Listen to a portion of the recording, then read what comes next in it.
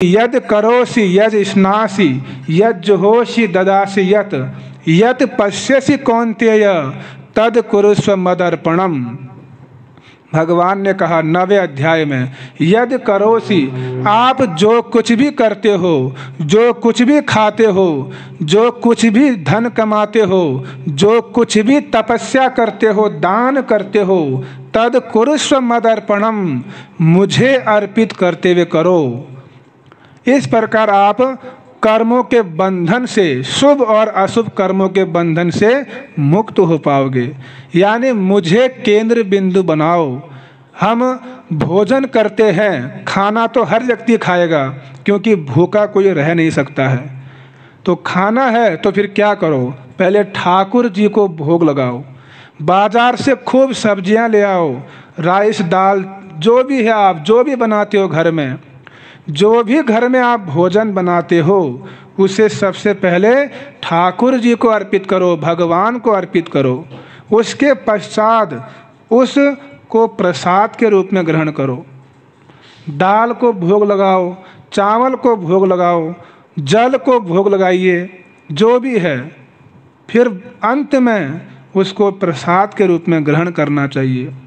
तो भोजन भी हमने क्या कर दिया, भगवान को अर्पित कर दिया। तो ये भी क्या हो गई, भक्ति हो गई। क्योंकि भगवान को अर्पित किए बिना अगर आप खाएंगे तो आप पाप ही खा रहे हो। क्योंकि जो अनाज है, जो सब्जियां हैं, वे भी वनस्पति हैं, उनमें भी क्या है, प्राण है। उनको काट कर आप खा रहे हो तो ये भी पाप है। और गाय का दूध आप पीते हो तो हम गाय के ऋणी हैं, वो दूध देती है, तो उस ऋण को हम कैसे चुकाएंगे। यदि हम भगवान को अर्पित कर देंगे तो फिर उस ऋण से हम क्या हो जाएंगे, मुक्त हो जाएंगे। तो आप शाकाहारी हो चाहे मांसाहारी हो, दोनों में पाप है। मांसाहार करना तो पाप ही है, शाकाहारी भी पाप है। क्यों?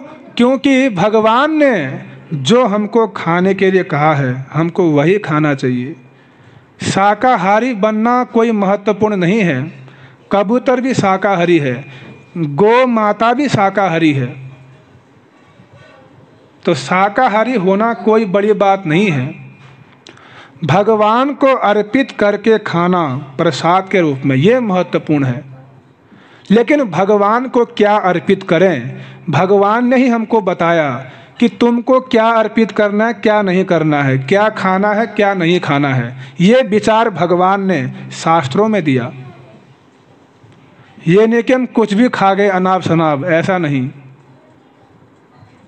भगवान ने कहा, पत्रम पुष्पम फलम तोयम यो में भक्त्या प्रयच्छति, कि यदि कोई मुझे भक्ति और भाव से पत्रम, तुलसी का पत्ता भी अर्पित करेगा, पुष्पम, एक फूल भी दे देगा, पत्रम पुष्पम फलम, फल भी अर्पित कर देगा, तोयम यानी जल भी अर्पित कर देगा, तो मैं उसको स्वीकार करता हूँ।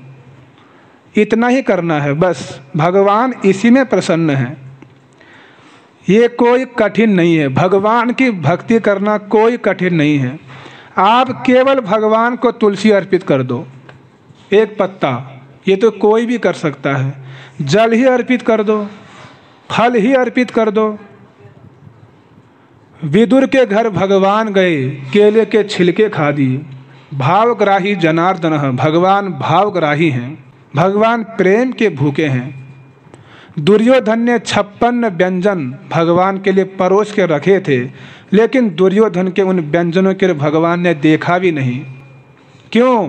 क्योंकि उसके हृदय में कपटता है, श्रद्धा नहीं है, प्रेम नहीं है। इसलिए भगवान श्रद्धा और प्रेम के बिना आपके 56 भोगों को भी नहीं खाएंगे। तो जो सामर्थ्यवान हैं, जो भक्त हैं, वो तो भगवान को 56 भोग अर्पित करते हैं। क्यों न करें, जगत के ईश्वर हैं। भगवान को अच्छी से अच्छी वस्तु भोग लगनी चाहिए और फिर उसको हम प्रसाद के रूप में ग्रहण करेंगे। भगवान आपकी चीज़ नहीं खाएंगे, चिंता मत करो, वो आपको ही वापस दे देंगे। भगवान बड़े दयालु हैं। भगवान बहुत करुण है। भगवान केवल देखने मात्र से ग्रहण कर लेते हैं। इसीलिए जैसे एक पिता होता है, वह अपने बच्चे के लिए घर में कुछ टॉफ़ी खरीद के लाता है और वह बच्चा अपने पिता को बोलता है, पिताजी आप भी ग्रहण कर लीजिए, आप भी खाइए।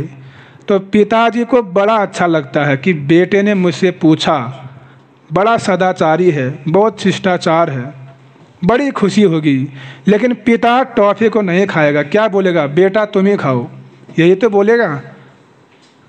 उसी प्रकार सारी वस्तु भगवान की, सब कुछ भगवान ने ही हमको दिया है।